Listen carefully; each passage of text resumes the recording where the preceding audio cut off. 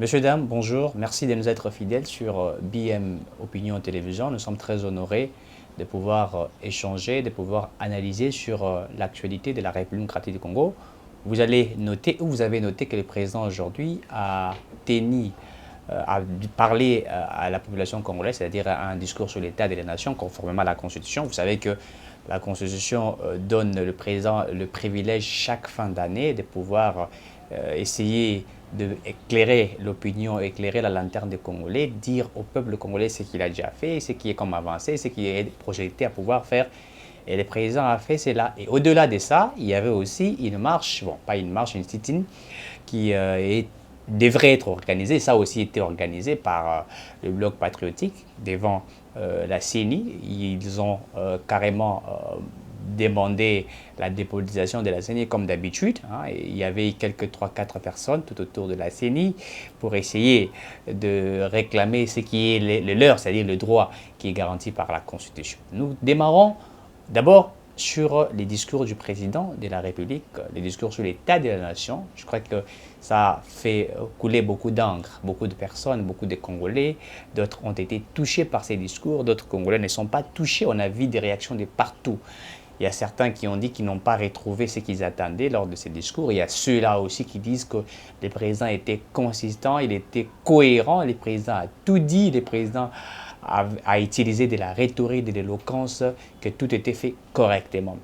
Le président a parlé à la population congolaise. D'abord, nous avons suivi ce que le président a dit sur l'aspect sécuritaire. C'était très important au président de pouvoir rappeler ce qui a été fait au niveau de la sécurité. C'est-à-dire, il a d'abord réitéré, n'est-ce pas, sa décision suite du fait qu'il avait, n'est-ce pas, pris, c'est-à-dire il avait autorisé l'état des sièges conformément à la Constitution. Cet état des sièges qui a fait qu'il y ait des prouesses réalisées à l'est de la République dans deux provinces, Nord Kivu et Ituri. L'est de la République qui est toujours menacé, il faut le dire, par des groupes armés. Aujourd'hui, il y a eu quand même des avancées sur l'état des sièges. Vous savez que nous l'avons toujours dit, qu'il y a certains Congolais qui, pour eux, sont en train de travailler pour financer les groupes armés, en train de travailler pour créer de la zizanie du terreur à l'est de la République démocratique du Congo. Il y a ceux des Congolais, il y a aussi ceux des étrangers qui font pratiquement la même chose. Mais le président a dit qu'il y a déjà des avancées qui ont été réalisées et que ceux qui continuent à créer de la terreur, des atrocités à l'est de la République seront sanctionnés et que ceux-là seront arrêtés et qu'il ne va pas, il va ménager aucun effort, c'est-à-dire que lui va travailler pour aboutir à un résultat que le peuple attend. C'est-à-dire qu'il a démontré réellement sur l'aspect sécurité. Vous savez que nous l'avons toujours dit qu'on ne peut pas parler d'une économie dans un état où règne de l'insécurité, puisque la sécurité est d'abord la vie d'une nation. La vie d'une nation, c'est vrai, l'économie, elle est aussi la vie d'une nation, mais on ne peut pas parler d'une économie dans un pays de guerre. Et dans un pays à guerre ou dans un pays où règne la guerre, il n'y a pas de l'économie, puisque là, l'économie est bafouée. Donc, le président a relayé sur cet aspect-là. Le président a démontré noir sur blanc qu'au niveau de l'Est de la République, il y a des choses qui ont avancé. Et de ces points de ces côtés, ça a été, comment dirais-je, c'était un très bon résultat qui a été étalé. Et nous en sommes tellement fiers de cette analyse, parce que le président a tenu à rappeler à tous les Congolais que jusqu'à ce que l'on puisse éradiquer la totalité des groupes armés. Et c'est à ce moment-là qu'il sera rassuré de ce qui a été fait comme travail.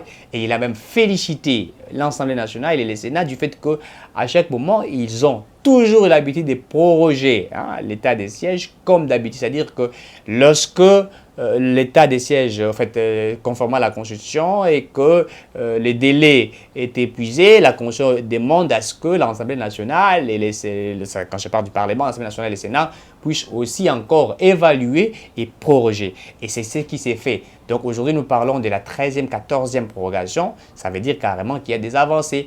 Et le président même a rappelé qu'il y a une commission qui a été mise en place pour les désarmements de ceux qui sont au niveau, ceux qui travaillent dans les groupes armés, c'est-à-dire ceux qui sont des rebelles, qui voudraient aujourd'hui intégrer la société, ceux-là qui voudraient intégrer, n'est-ce pas, la vie normale, qui veulent aujourd'hui quitter l'armée, qui veulent quitter, n'est-ce pas, ces groupes de prédateurs qui veulent aujourd'hui travailler pour l'État congolais, ils peuvent venir déposer des armes et être intégrés dans la société. Et le président a dit qu'il y a une commission qui a été mise en place pour travailler suite à ce qui est, à ce que je venais d'évoquer récemment. Donc, ça veut dire carrément qu'il y a des prouesses, il y a des réalisations que le président a étalées.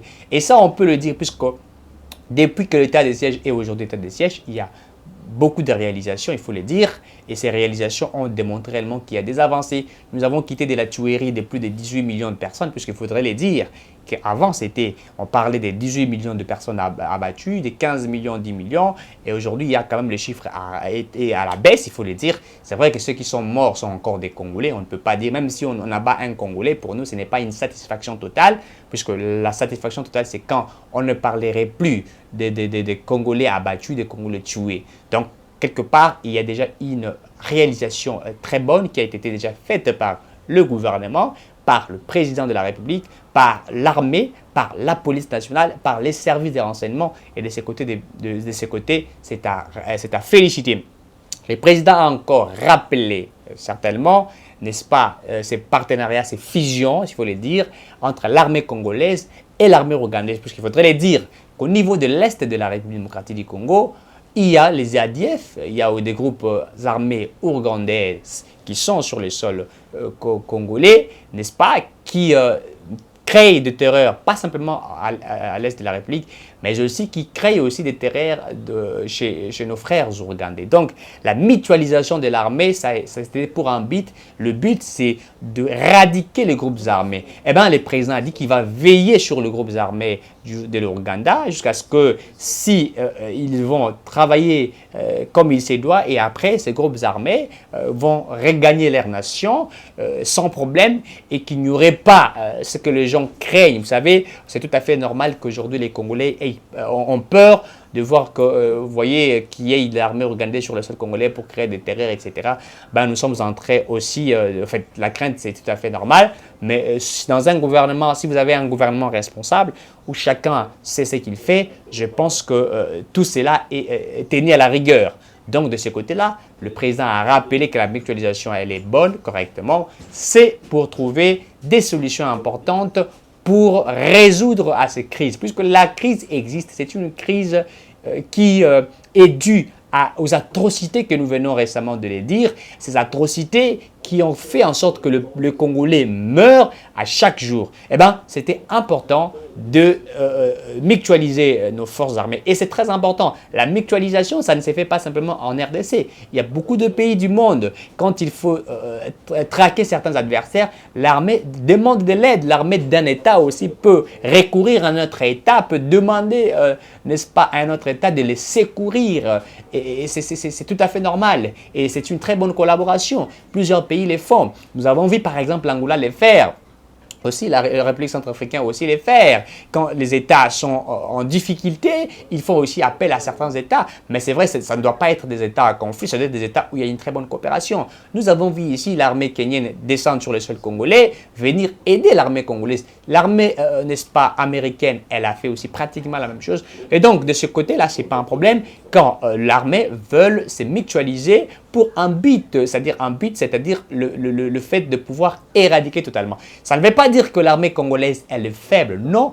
Ici on ne parlerait pas de la faiblesse de l'armée, mais on parle ici d'une synergie des forces. Hein. Vous savez, la synergie des forces permet aussi à réaliser des choses un peu plus vite que ce que l'on peut faire, puisqu'on apprend aussi, peut-être que l'armée ougandaise, lui, peut apporter d'autres choses que l'armée congolaise n'a pas. Vous savez, la connaissance n'a pas de limite, on apprend à chaque moment et on apprend toujours, même ceux qui ont appris continuent toujours d'apprendre. La connaissance n'a jamais des limites, on apprend jusqu'à ce qu'on est dans une boîte, je ne sais pas moi, à tomates ou je ne sais pas moi où c'est. Donc, on apprend toujours. Donc l'armée ougandaise peut aujourd'hui apporter de l'aide à l'armée congolaise, comme l'armée congolaise peut aussi le faire. Aujourd'hui, si l'Angola voudrait aussi avoir de l'expertise de la RDC sur l'aspect sécuritaire, je ne sais pas moi quoi, il peut recourir à la RDC. La RDC peut aussi vouloir apporter. Et donc c'est tout à fait normal. Donc la mutualisation de l'armée congolaise et l'armée ougandaise ferait aussi en sorte que l'on puisse éradiquer totalement le groupe armé. Le président tient vraiment à ce que la partie est de la République, on puisse trouver la paix. Et ça, il faudrait le dire que ce sont des prouesses. Il a même aussi rappelé que la MONUSCO a accompagné l'armée congolaise. La MONUSCO est en train aussi de faire réaliser des choses importantes. C'est vrai qu'à un certain moment, la RDC a demandé au groupe, à la MONUSCO de pouvoir regagner son pays, de quitter les sols congolais. Eh bien, ils vont quitter, c'est vrai, mais ça sera progressivement. Ce n'est pas d'un coup qu'ils vont totalement quitter. Il faudrait y aller petit à petit jusqu'à ce que si nous trouvons que tout a été fait correctement et qu'il n'y a plus de problème. C'est vrai qu'on ne peut pas dire qu'on n'aura pas de problème, on aura toujours des problèmes. Un pays où regorge des immenses ressources naturelles, un pays potentiellement riche, on ne peut pas dire qu'on peut être en paix. Non, il y aura toujours des problèmes, mais il faudrait avoir un gouvernement sérieux, un gouvernement responsable, des gens capables de pouvoir réaliser des choses très bonnes. C'est tout à fait normal que certaines nations puissent envier la richesse ou les potentialités que la RDC regorge. Eh bien, dans un État comme ça, il faut travailler sur la main et nous demandons au président de la République, je crois qu'en 2022, que le gouvernement mette des moyens pour la police, pour l'armée. Eh bien, si l'armée aujourd'hui a des moyens convenables, je crois que cette armée va faire un bon travail et ce travail serait un très bon travail puisque aujourd'hui, si l'armée ne travaille pas, je crois qu'on ne peut pas vivre dans un État qu'on peut dire un État de droit. Non, puisque l'État de droit aussi, c'est assurer une vie meilleure à la police, aux forces armées de la RDC, puisque l'armée est là pour protéger la souveraineté de l'État, pour protéger les frontières.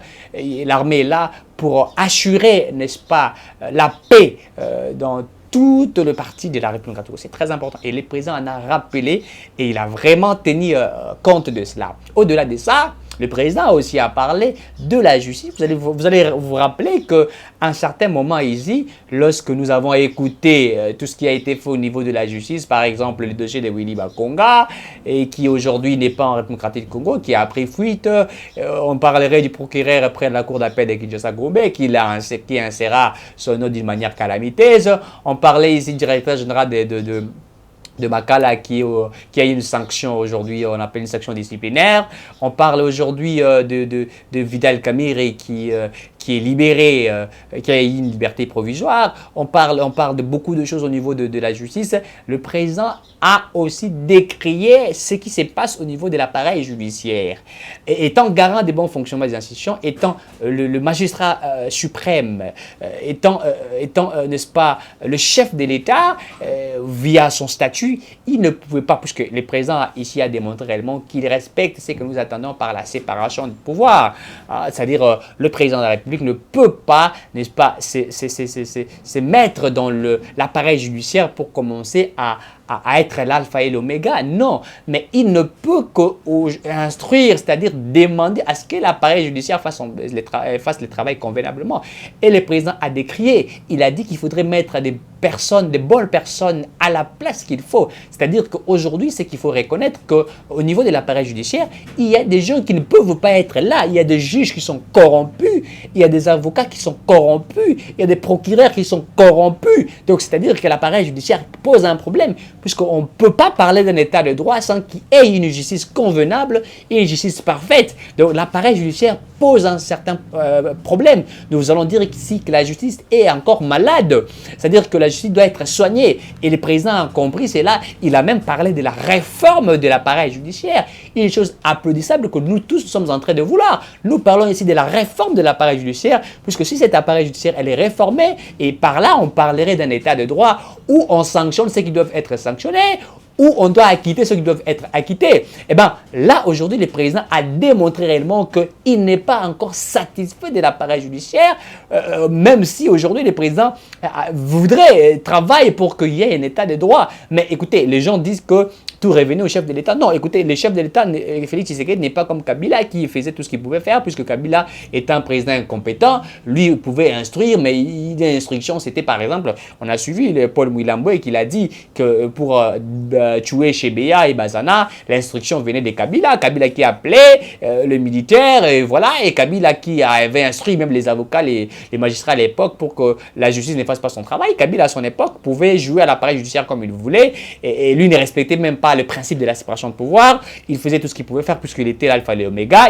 Il avait cette facilité de faire tout ce qu'il pouvait faire, alors que Fachi, lui, ne veut pas se mettre comme un dieu de l'appareil judiciaire. Étant chef de l'État, son travail, c'est vrai, c'est donner des instructions, et aussi c'est de demander à ce que tout se fasse correctement et de sanctionner aussi. C'est ça aussi le travail du chef de l'État. Eh bien, il a demandé qu'il y ait cette réforme de l'appareil judiciaire, et il y aura aussi la réforme de beaucoup de choses dans cet organe-là de la justice. Eh bien, il y aura des avocats, des magistrats qui seront sanctionnés. Et ça c'est en fait, c'est répondre directement aux problèmes du peuple. Puisque si aujourd'hui l'appareil judiciaire elle est correctement bonne, je crois que nous parlerons d'un état de droit, d'un vrai état de droit. C'est-à-dire un état de droit où personne n'est Dieu, hein, c'est-à-dire où personne n'a le pouvoir de dire qu'il ne peut pas être sanctionné, et que personne n'a le pouvoir de dire qu'il maîtrise tout. Aujourd'hui, il faut le dire, par exemple, le dossier de Willy Bakonga, c'est là ça désirait. J'ai suivi aujourd'hui le procureur près de la cour d'appel de Kinshasa, Gombe, a des problèmes sérieux et il pourrait être sanctionné. J'ai suivi le directeur général de Makala, lui aussi pourrait être sanctionné. Et bien, donc ça montre que quelque part, il y a aussi une volonté du président de la République de vouloir voir clair sur l'appareil judiciaire, puisque c'est important aujourd'hui. Vous savez, quand, n'est-ce pas, le Fonds monétaire international a voulu, n'est-ce pas, accompagner la RDC, il a martelé sur, n'est-ce pas, la lutte contre la corruption, la lutte contre comment dirais-je, l'enrichissement illicite.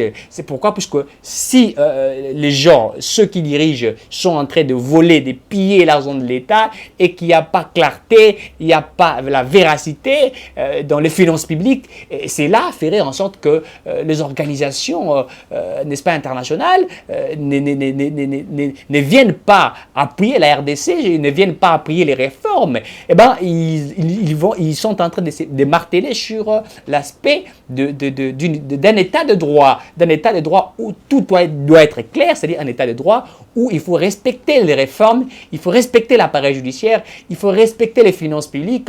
Il faudrait que l'argent de l'État ne soit pas volatilisé, que l'argent de l'État sert à construire des routes, sert à améliorer les conditions de vie des populations, sert à accroître l'économie du Congo, et c'est ça aussi un état de droit. Eh bien, le président de la République en a rappelé correctement que c'est ça le travail de la justice.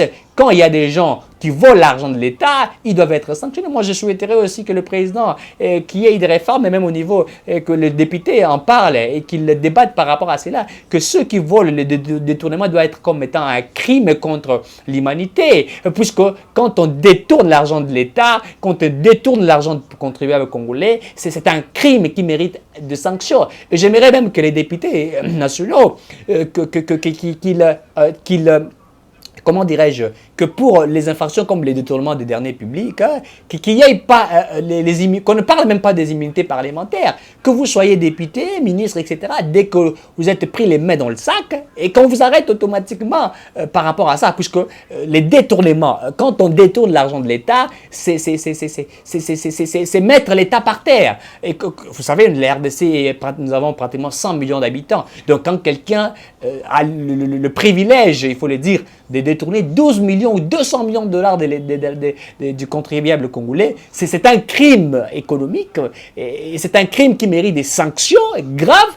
Eh bien, il faudrait que le député national en fasse aussi quelque chose, qu'il y ait des débats par rapport à ça, et qu'enfin, ceux-là qui commettent des bavures, des actes criminels soit sanctionné. Aujourd'hui, vous avez par exemple Matata qui aujourd'hui est en train de parler, qui voudrait qu'on puisse les remettre des immunités parlementaires. Il pense qu'après avoir détourné l'argent de l'État, qu'il ne peut pas être poursuivi puisque la Cour constitutionnelle s'est déclarée incompétente. Il penserait que la Cour de cassation ne pourrait pas avoir le privilège de pouvoir l'interpeller. Pour lui, il croit qu'il a gagné. Il pense qu'il n'y a aucune juridiction sanctionnant un ancien Premier ministre. Eh bien, il voudrait recouvrer comment dirais-je, ses immunités parlementaires. Il a déjà commencé même à attaquer les professeurs Bahati, puisque pour lui, il voudrait que Bahati les fasse. Et Bahati, lui, qui a demandé à ce qu'il y ait un document prouvant à ce qu'il ne peut plus être poursuivable. Et comme ça, avec ces documents, ça va le faciliter d'en débattre avec les sénateurs et de demander à Matata de rentrer comme sénateur, d'avoir ses immunités parlementaires. Donc, ça laisse aussi à désirer. Il y a des gens comme ça qui volent l'argent de l'État et qui se disent qu'ils sont de Dieu. Et l'autre fois, j'ai même écouté l'entourage de Matata qui disent que Matata va rater. Pourquoi? Puisqu'il n'y a aucune juridiction. Non, écoutez, les gens qui disent qu'il n'y a aucune juridiction pour arrêter Matata se trompent. Nous sommes dans un État. On ne peut pas dire ici qu'il n'y a aucune juridiction puisqu'il est Premier ministre, un ancien Premier ministre et qu'il est sénateur, qu'il n'y a aucune juridiction. Non, il y a des juridictions compétentes qui vont statuer sur l'affaire de Matata suite à ce qui est les dossiers de détournement. On parle des 138 millions de dollars, on parle de 200 millions de dollars. Il y a des gens comme ça. Donc, il faudrait que la justice, l'appareil judiciaire soit forte pour résoudre à ces problèmes. Au-delà de ça, le président a parlé de l'économie, il a parlé de création de l'emploi, le président a parlé de ces prouesses réalisées par l'inspection générale des finances, qui aujourd'hui, grâce à l'audit de Gilles Linghetti, et quand je parle de Gilles Linghetti, je parle de tous les inspecteurs, puisqu'il faudrait les dire, même le taux des inspecteurs ont augmenté. Avant, ils étaient pratiquement dans une quarantaine, et aujourd'hui, ils sont quand même à plus de 100 inspecteurs des finances. Le but, c'était de pouvoir travailler, enfin, de collecter l'argent de l'État, de veiller sur l'argent de l'État, qu'il n'y ait pas de détournement. L'inspection générale des finances fait ce travail. Et ça, c'est des choses à pouvoir féliciter. Beaucoup ne savent pas que l'inspection générale des finances a réalisé des prouesses. Aujourd'hui, nous parlons même de la maîtrise on appelle ça des réserves d'échange aujourd'hui. C'est grâce à ce que l'inspection générale des finances a fait. Et le président a même aussi voulu que la Cour des comptes fasse aussi un bon travail. Il est en train de voir comment redynamiser, automatiser, comment mettre en exercice, comment alimenter, comment éclairer la Cour des comptes pour que la Cour des comptes fasse son travail. Je l'ai dit tantôt ici, que la Cour des comptes, lui aussi, la Cour des comptes peut même inspecter, auditer l'inspection générale des finances. La Cour des comptes doit aussi réaliser, c'est là il travaille en synergie. Et donc, il a même parlé que la Cour des comptes doit impérativement aussi faire un bon travail. Il a même rappelé que quand il est devenu président de la République, l'inspection générale des finances était abandonnée. Il n'avait pas cette facilité de faire le travail. L'inspection générale des finances était étouffée par la Kabylie, puisque Kabila pouvait d'abord, au niveau de la présidence, détourner l'argent comme il veut. Les inspecteurs n'avaient pas ces privilèges de pouvoir faire un bon travail. Les inspecteurs des finances qui allaient auditer volaient de l'argent et ils étaient corrompus par des DG, des entreprises de l'État et tout ça. Tout était fait d'une manière satanique, obscure, à telle enseigne que l'argent du contribuable congolais était pillé d'une manière, je ne sais pas moi, exagérée. Et bien aujourd'hui, il y a la réforme de l'inspection générale des finances. Linghetti fait un travail, des titans, un travail à féliciter. Et aujourd'hui, grâce à ça, le gouvernement peut proposer un budget de 10 milliards de dollars. Pourquoi? Puisque même quand on propose un budget, c'est par rapport à ce qu'on sait qu'on peut réaliser, c'est par rapport à ce qu'on sait qu'on peut avoir via l'audit qu'a fait l'inspection générale des finances. Aujourd'hui, on peut proposer les budgets, l'exercice du budget de l'État sans qu'il y ait beaucoup plus de problèmes. Et donc, le président a rappelé aussi ce que l'inspection générale des finances est en train de faire. Il a rappelé comment la RDC aujourd'hui est devenue un État où certaines personnes veulent apprendre des nouvelles de la RDC. La RDC est au concert des nations aujourd'hui. La RDC est représentée un peu partout. On parle de la RDC à gauche et à droite, dans beaucoup des institutions, dans beaucoup des organisations, etc. Les gens veulent avoir des nouvelles de la RDC. Les gens veulent investir en RDC. C'est vrai que les gens ne connaissent pas. Les investissements, ce n'est pas un truc à baguette magique. Non, on ne vient pas investir d'un coup. Il y a des travaux qui sont réalisés. Il y a des études qui sont réalisées réaliser. Ça prend du temps. Les investisseurs doivent être rassurés sur ce qu'ils vont faire dans un État. Ils se disent, nous allons mettre de l'argent, comment nous allons récupérer, est-ce qu'il y aura la clairvoyance, est-ce qu'il y aura la crédibilité, etc. Et bien, c'est comme ça que ça s'est fait. L'État aussi doit garantir aux investisseurs un contrat de win-win, où les Anglais disent gagnant-gagnant. C'est un travail qui s'est fait et au bout d'un certain moment, et ben, quand tout est d'accord, les investisseurs viennent et quand on vient maintenant, il faudrait passer par des banques, etc.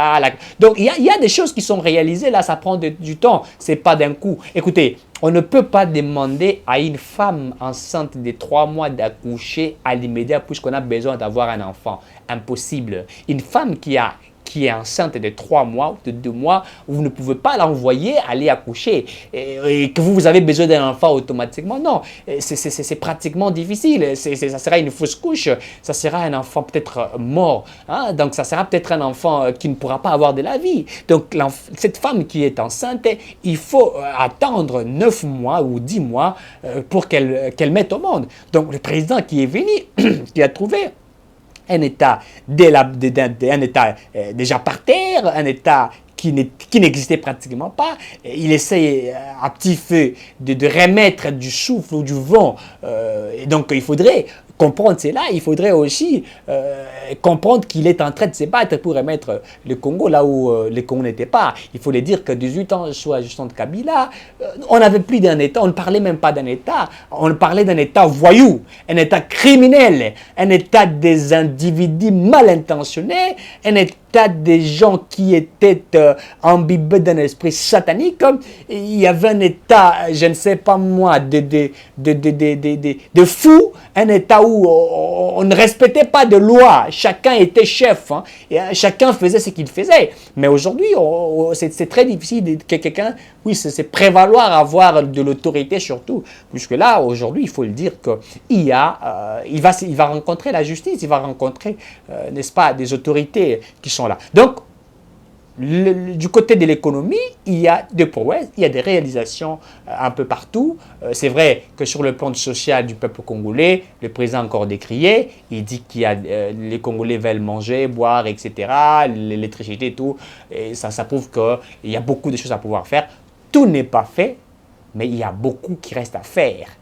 En 3 ans, en 4 ans, il ne peut pas tout faire, il met des jalons pour que les choses se passent correctement. Il en a rappelé, il a même instruit le gouvernement de pouvoir faire cela. Écoutez, il faudrait les dire que la vision du chef de l'État est matérialisée par un programme du gouvernement. Le Premier ministre n'a pas son programme à lui. Le Premier ministre a le programme du président qui les matérialise sous forme d'un programme du gouvernement. C'est-à-dire qu'on ne peut pas avoir des visions. Non. Dans une équipe, il y a un leader. Ceux qui sont tout autour d'un leader partagent la vision du leader. C'est-à-dire qu'ils sont là pour soutenir cette vision et travailler pour que la vision soit réalisée.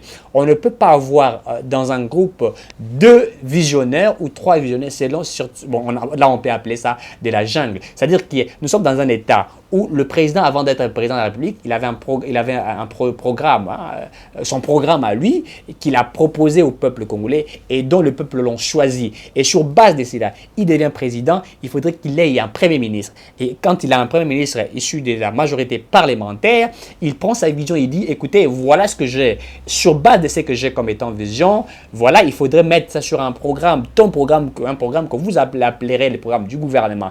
Et c'est ce qui s'est fait. C'est que Sam Lokonde doit appliquer, ce n'est pas son programme, c'est le programme du gouvernement dont lui est en train de chapeauter. Donc ils doivent exercer, n'est-ce pas, la vision du chef de l'État. Puisqu'à la fin, c'est le président qui sera redevable face à ses électeurs, qui est le peuple. Et donc ça ne sera pas, on ne va pas appeler le Premier ministre pour dire au Premier ministre, écoutez, qu'est-ce que tu as fait? Non, c'est au président qu'on va dire, écoutez, on t'a donné un mandat, mais voilà ce que tu n'as pas fait. Eh bien, le président a rappelé toutes ces choses. Sur le plan de l'économie, il faut dire qu'il y a beaucoup de choses à faire. Il y a des avancées, oui, mais écoutez, il y a des choses qu'il faudrait faire. Et ça, nous sommes tout à fait d'accord de cela. Le président a rappelé beaucoup de choses, la COVID-19 et tout ça, et ce qui a été. Il a même demandé au peuple congolais de se faire vacciner. Et bon, c'est individuel de pouvoir le faire.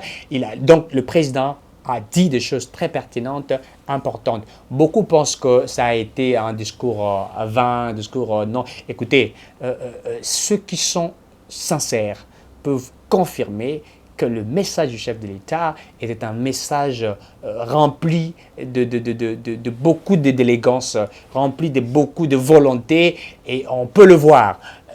Ceux qui pensent que le chef de l'État n'a rien fait, se trompent. Écoutez, le chef de l'État a fait beaucoup de choses. En 2021, on avait un problème sur le déplacement des Congolais, c'est-à-dire il faut parler de prix des billets d'avion qui coûtaient dans les 500, les 800 $.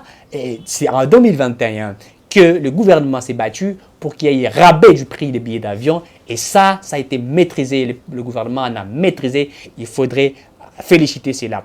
En 2021, on avait un problème sur la sécurité des peuples congolais, de tueries, c'était à outrance. En 2021, le président des prouesses, ça a été réalisé. Ça, il faudrait les reconnaître. En 2021, le gouvernement, sur le manger du peuple congolais, il y a eu des problèmes. La FEC et les autres entreprises ont refusé de baisser les prix de denrées alimentaires. Le gouvernement s'est chargé de cela. Il s'est battu. C'est vrai que pour le moment, nous voulons qu'il y ait une création d'une entreprise de l'État sur le manger du peuple congolais, les chinchards, le poulet, etc.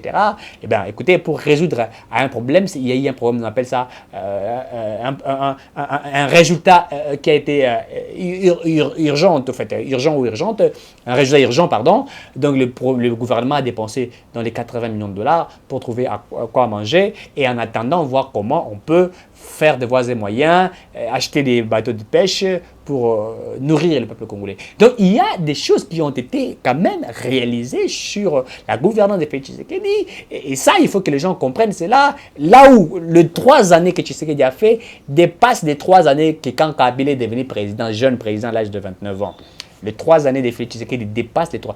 Les gens disent que vous ne pouvez pas comparer, il faudrait assumer. Mais écoutez, en tant qu'intellectuel, quand on veut faire des choses, on voit ce qui a été fait, on voit ce qui s'est fait maintenant, et on projette ce qui doit être fait. Si aujourd'hui nous sommes en train de comparer la gestion de Kabila à Félix Tshisekedi, c'est puisque ceux de Kabila veulent à tout prix que Tshisekedi puisse résoudre leur malédiction en un seul jour. Ben écoutez, c'est impossible. Même Christ, quand il est venu sur la terre, il n'a pas sauvé la terre en un seul jour. Il est d'abord né comme un enfant, il a fallu qu'il puisse grandir, et après avoir grandi, eh ben, il a cherché à sauver le monde. Donc il a pris un temps d'apprendre aussi ce qu'était le monde. Hein? Il était Dieu, il devrait aussi être un homme pour apprendre le monde. Donc c'est tout à fait normal qu'aujourd'hui, certains ne sont pas encore totalement satisfaits, mais il faudrait noter qu'il y a une volonté, qui est née. Et ceux qui pensent que le Tshisekedi n'a rien fait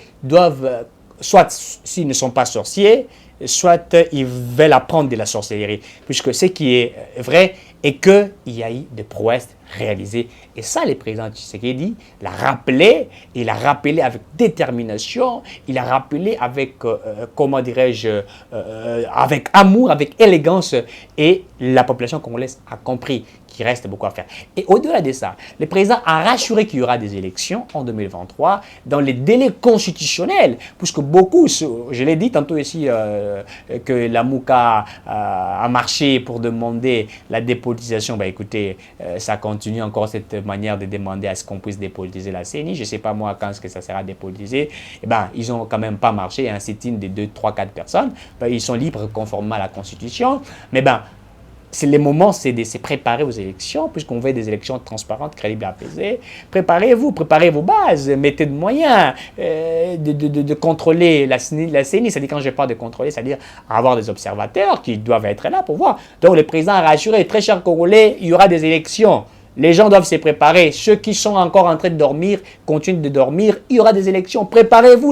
L'année 2022, c'est une année préélectorale. Hein? Si vous êtes candidat, lancez-vous. Dites-vous que vous êtes candidat. Commencez à travailler par rapport à cela. Arrêtez d'être dans la distraction. Trouvez de l'argent, trouvez des moyens pour travailler. Les élections seront bel et bien organisées. Soyez là. Combattez. Si vous voulez sanctionner Fachi, c'est le moment de les sanctionner. C'est lorsqu'il y aura des élections. Ceux qui sont candidats doivent commencer déjà à démontrer qui sont candidats. Moi, je l'ai dit, je ne cache rien. Donc, il faudrait à ceux qui veulent être des candidats qu'ils soient candidats, c'est leur liberté garantie. Les élections seront organisées. Pourquoi êtes-vous en train de refuser les élections? Et vous voulez qu'on crée un dialogue pour que vous vous retrouviez. Et, écoutez, il n'y aura pas de dialogue, les élections seront organisées. Et ça sera organisé conformément à la Constitution. Eh bien, voilà ce qui a été réalisé par les chefs de l'État et nous en sommes fiers. Nous sommes très d'accord avec ce qui a été fait et nous demandons à la population congolaise de croire à la vision du chef de l'État. C'est vrai que tout n'est pas encore beaucoup fait, mais nous vous disons qu'avec beaucoup de volonté. Vous savez, chacun de nous doit être responsable de là où il est. Pour construire la RDC, il ne suffit pas d'une seule personne. C'est la détermination des uns et des autres. Quand on veut avancer ensemble, on va très loin. Quand on veut avancer seul, on n'arrive pas très loin. Peut-être qu'en cours de chemin, on peut être fatigué. Mais ensemble, main dans la main, nous pouvons réaliser beaucoup de choses. Merci et à très bientôt.